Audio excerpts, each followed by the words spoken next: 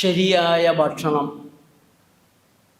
ശരിയായൊരു അധ്വാനം, ശരിയായ വിശ്രമം, ഉറക്കം സഹിതമുള്ളൊരു വിശ്രമം, അതേപോലെ നന്മയുള്ളൊരു മനസ്സ്, സന്തുഷ്ടി നിറഞ്ഞൊരു മനസ്സ്, സ്നേഹമുള്ളൊരു മനസ്സ്, വൈരാഗ്യവും പകയും കോപവും വെറുപ്പുമുള്ളൊരു മനസ്സിരിക്കുന്ന ശരീരം ഒരു കാലത്തും നിങ്ങൾ എത്ര യോഗ ചെയ്താലും പ്രകൃതി ചെയ്താലും രക്ഷപ്പെടാൻ പോകുന്നില്ല. അങ്ങനെയുള്ള ആളുകളുടെ രോഗമൊക്കെ മാറുന്നതിൻ്റെ പ്രയാസം നിരന്തരം കണ്ടുകൊണ്ടിരിക്കുന്നവരാണ് ഞങ്ങൾ. പിന്നെ സ്നേഹ സമൂഹം. നമ്മൾ മാത്രം നന്നായിട്ട് ഞാൻ യോഗ ചെയ്യുന്നുണ്ട്, പ്രകൃതി ഭക്ഷണമാണ് കഴിക്കുന്നത്, നടക്കുന്ന വഴിയെ കണ്ണു പിടിച്ചൊരുത്തൻ കാറ് ഓടിച്ചു വന്നാൽ തീർന്നില്ലേ? നല്ലൊരു സമൂഹം ഉണ്ടാവണം. അവിടെയാണ് മഹാത്മാഗാന്ധിയെ നമ്മൾ തിരിച്ചറിയുന്നത്. അഹിംസാത്മക രാഷ്ട്രീയം, അഹിംസാത്മക സമൂഹം. പലരും പറയും അടിക്കണം, തിരിച്ചടിക്കണം. ഗാന്ധി പറഞ്ഞ അഹിംസയും പറഞ്ഞൊന്നും കാര്യമായില്ല. പക്ഷെ ഈ സമൂഹത്തിൽ അക്രമം കൂടിക്കൂടി വന്നാൽ ഗോവിന്ദച്ചാമിമാരും ചെന്താമരകളും ഈ സമൂഹത്തിൽ ഇങ്ങനെ വിരിയാൻ തുടങ്ങിയാൽ, വീടിനടുത്തൊരു കള്ളൻ താമസിക്കുമെന്ന് അറിഞ്ഞാൽ മതിയല്ലോ വീടിൻ്റെ ഉറക്കം പോകാനായിട്ട്. രാത്രി എന്തൊച്ച കേട്ടാലും ടോർച്ചടിച്ചു നോക്കും. ദിവസവും രാത്രി 4-5 പ്രാവശ്യം ടോർച്ചടിച്ച് ഉറക്കം കളഞ്ഞു കഴിഞ്ഞാൽ തീർന്നില്ലേ ആരോഗ്യം? അതേപോലെ മിതമായ കാലാവസ്ഥ, പരിസ്ഥിതി. ഈ 9 കാര്യങ്ങൾ കൂടിച്ചേർന്നാലാണ് നമുക്ക് യഥാർത്ഥത്തിലുള്ള ആനന്ദം, ആരോഗ്യത്തിൻ്റെ ആനന്ദം. ലോകത്ത് ഒരൊറ്റ ആനന്ദമുള്ളൂ, ഒറ്റ ആനന്ദമുള്ളൂ, ആരോഗ്യത്തോടെ ആയിരിക്കുക. ഇതല്ലാത്ത മറ്റൊരു സന്തോഷവും ആനന്ദവും ഈ ഭൂമുഖത്തില്ല എന്ന് നിങ്ങൾ തിരിച്ചറിയുന്നോ അന്ന് നമ്മൾ രക്ഷപ്പെട്ടു.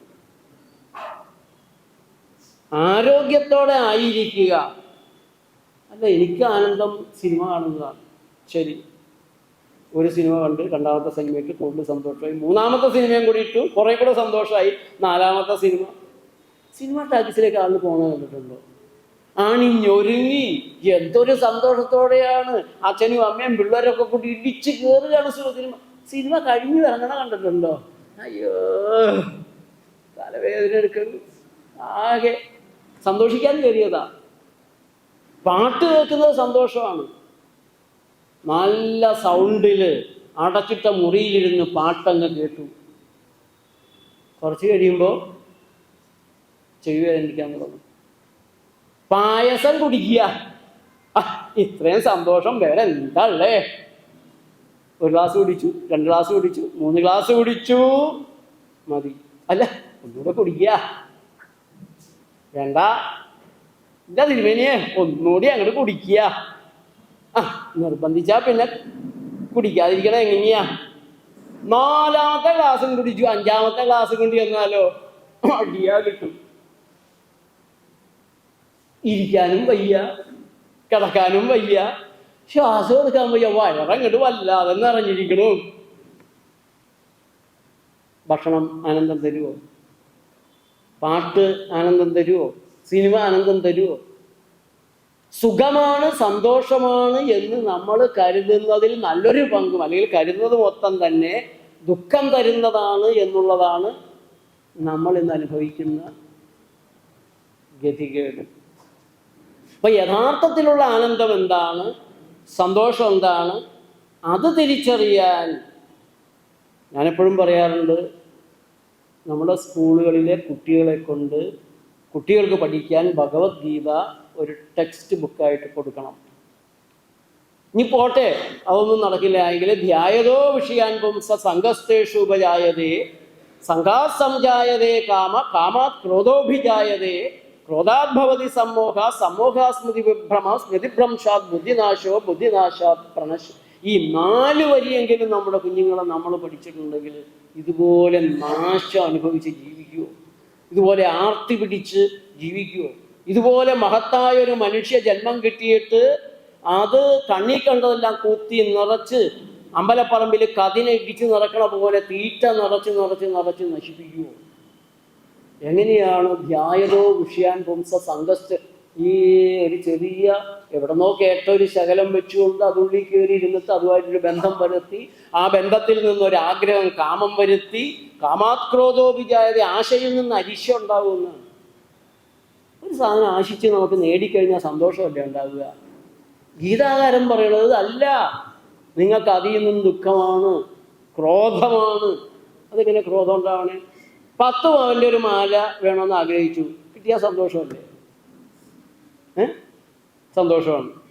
അതിട്ടുകൊണ്ട് പുറത്തേക്ക് ഇറങ്ങിയപ്പോഴേ ബൈക്കിന് വന്ന 2 പുറകിരുന്നവൻ്റെ ഒറ്റപ്പെടുത്തം പിടിച്ചു, മാന്തിപ്പറിച്ച് അവിടെ പൊട്ടിച്ച് മാലയെ കൊണ്ടാവും. അവൻ്റെ പുറകെ അവിടെ കാലമാടാ എൻ്റെ മാലയെന്ന് പറഞ്ഞ് ഓടി കല്ലേ തട്ടി ഉരുണ്ട് വീണ് പല്ല് 4 പോയി. മാലയും പോയി, മാനവും പോയി, പല്ലും 4 പോയി.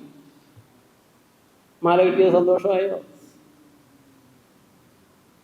ഒന്നും വേണ്ട. അയൽവക്കത്തുള്ളവള് പറഞ്ഞു, ഇന്നലെ രാത്രി 1 മണിക്ക് ഒരു ഗൾഫുകാരൻ്റെ കാറോടെ വന്ന് നിങ്ങളുടെ ഇറങ്ങി. അപ്പോഴേ ഞാൻ കരുതിയാണ് ഇവിടെ നാളെ 10 പവൻ്റെ മാലയിടും. എന്താണ് നീ എന്നെ കുറിച്ച് പറഞ്ഞതുകൊണ്ട് അവക്കിട്ടൊന്ന് കൊടുത്തു, പോലീസ് കേസായി. അത് കെട്ടിയാൻ വന്ന് ഇങ്ങോട്ട് അടിച്ചു. സുഖമാണ് എന്ന് നമ്മൾ കരുതുന്നത് പലതും ദുഃഖമായിരിക്കുന്നതിനെയാണ് എന്നുള്ള ഗതികേട്. ഇതിൽ നിന്നൊക്കെയാണ് നമ്മളിന്ന് അനുഭവിച്ചു കൂട്ടുന്ന നിരവധിയായ കാമക്രോധ പ്രയാസങ്ങളെല്ലാം ഉത്ഭവിക്കുന്നത്. അപ്പം മനസ്സിനെ കൂടെ ട്യൂൺ ചെയ്തെടുക്കുക. പലരും പറയുന്നുണ്ട് പ്രകൃതി ജീവനം അയ്യോ ബുദ്ധിമുട്ടുള്ള കാര്യം, വലിയ പ്രയാസമാണ്. അത് ശരിയുമാണ്. പ്രകൃതി ജീവനം പാലിക്കുന്നത് വളരെ ബുദ്ധിമുട്ടുള്ളൊരു കാര്യമാണ്, കഷ്ടപ്പാടുണ്ട്.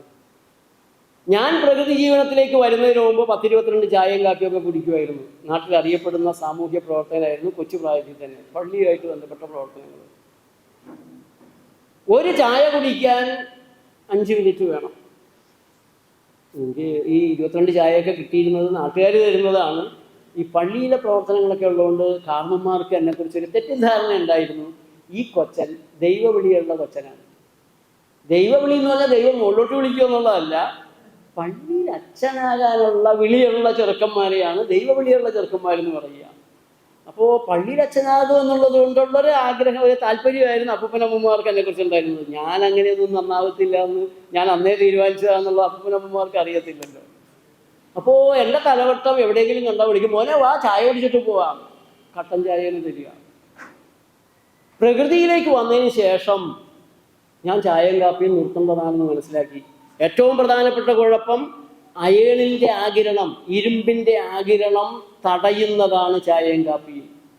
നമ്മൾ കഴിക്കുന്ന മറ്റു ഭക്ഷണ സാധനങ്ങളിൽ നിന്ന് ഹീമോഗ്ലോബിൻ കൂട്ടുന്ന അയേണിൻ്റെ കണ്ടന്റ്, ഇരുമ്പിൻ്റെ അംശം സ്വാംശീകരിക്കുന്നതിനെ തടയുന്നു എന്നുള്ളതാണ് ചായയും കാപ്പിയുടെ ആദ്യത്തെ ഒരു അപകടം.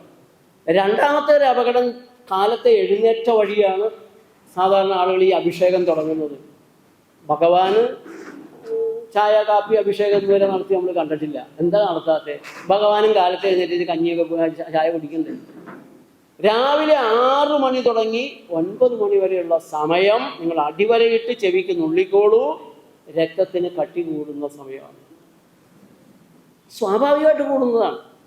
നമ്മുടെ രക്തത്തിൻ്റെ കട്ടി സാന്ദ്രത കൂടിയിരിക്കുന്ന ഗ്രീസ് പോലെയാകുന്ന ഒരു സമയമാണ് രാവിലെ 6 തുടങ്ങി 9 മണി വരെയുള്ള സമയം.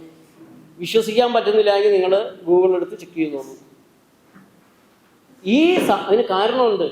ഒന്ന്, രാത്രി മുഴുവൻ നിങ്ങൾ വെള്ളം കുടിച്ചിട്ടില്ല, ഉറക്കത്തിലാണ്. 8 മണിക്കൂറോളം വെള്ളം കുടിച്ചിട്ടില്ല. അതുപോലെ തന്നെ ഉച്ഛ്വാസവായുവിലൂടെ ഈർപ്പം പോയിട്ടുണ്ട്, വെള്ളത്തിൻ്റെ അംശം കുറച്ച് പോയിട്ടുണ്ട്, വിയർത്ത് പോയിട്ടുണ്ട്.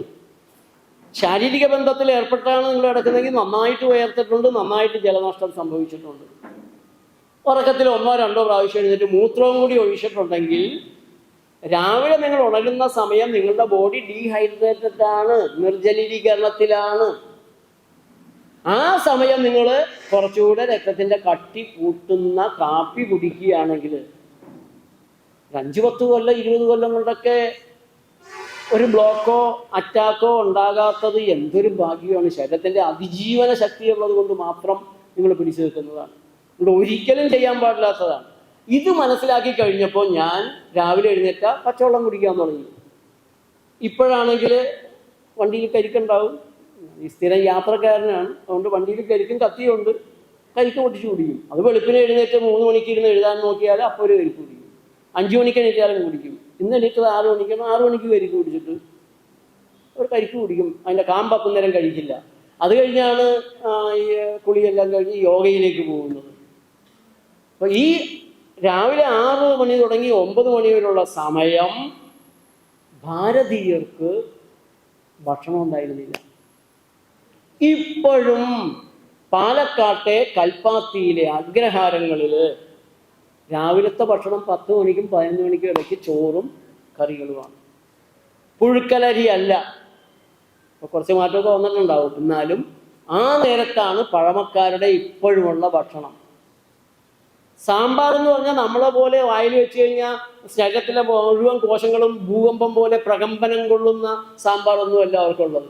വളരെ സാത്വികമായിട്ടുള്ള ലൈറ്റായിട്ട്, എരിവൊക്കെ കുറച്ച്, ഉള്ളിയില്ല. ശരീരത്തെ പ്രകമ്പനം കൊള്ളിക്കുന്ന ഒരു സാധനം അവരുടെ ഭക്ഷണത്തിലില്ല. വൈകിട്ട് ഒരു 6 മണി 5 മണി 7 മണിക്കുള്ളിൽ 2 ദോശ, അല്പം ചമ്മന്തി. എന്നിട്ട് അവർക്ക് എവിടുന്ന പ്രോട്ടീൻ കിട്ടണേ? അവർ മുട്ട കഴിക്കണില്ല, ഇറച്ചി തിന്നുന്നില്ല, പാല് തൈര് ഉണ്ടായിരുന്നു വരും. ഇന്ത്യയിലെ ഏത് സയൻറ്റിഫിക് റിസർച്ച് സെൻ്റർ ഉണ്ടോ, അക്കൗണ്ടൻസി സ്ഥാപനമുണ്ടോ, പാലക്കാട് നിന്നുള്ള 10 ബ്രാഹ്മണർ അതിനുള്ളിലുണ്ടാവും. അത്രയും ഉയർന്ന നിലയിലാണ് അവരുടെ ഭൗതികമായ നിലവാരം. കാരണം ദഹിപ്പിക്കാൻ പ്രയാസമുള്ള ഭക്ഷണ സാധനങ്ങൾ ഇട്ടുകൊടുത്ത് ശരീരത്തെ അവർ പീഡിപ്പിക്കുന്നില്ല. ദഹിച്ചാൽ വിഷാംശങ്ങൾ ഉണ്ടാകുന്ന, കൂടുതൽ ടോക്സിൻസ് ഉണ്ടാകുന്ന ഭക്ഷണ സാധനങ്ങളിലൂടെ അവരവരുടെ ശരീരത്തെ നശിപ്പിക്കുന്നില്ല. ചെറിയൊരു കാര്യമല്ല. ഇപ്പോൾ ഞാൻ ആദ്യം നിങ്ങളോട് പറഞ്ഞു, ശരീരത്തിന് സാധാരണ ശുദ്ധീകരണ മാർഗങ്ങളുണ്ട്. ഉച്ഛ്വാസം, വിയർപ്പ്, മൂത്രം, മലം, ആർത്തവം. ഇതഞ്ചും നേരെ ചൊവ്വേ പോകുന്ന ശരീരത്തിന് രോഗം വരില്ല, ഒരിക്കലും രോഗത്തിലേക്ക് വീഴില്ല. ഇനി സാധാരണ ശുദ്ധീകരണ മാർഗങ്ങൾ മന്ദിച്ചു പോയാൽ, മരവിച്ചു പോയാൽ അസാധാരണ ശുദ്ധീകരണ ശ്രമങ്ങൾ ഉണ്ടാക്കി അതിനെ നീക്കം ചെയ്യാനായിട്ട് ശരീരത്തിന് അറിയാം. ആ ഭാഗങ്ങൾ നമുക്ക് നമ്മുടെ ഉദ്ഘാടന പരിപാടി കഴിഞ്ഞ് ഞാൻ വിശദീകരിക്കാം.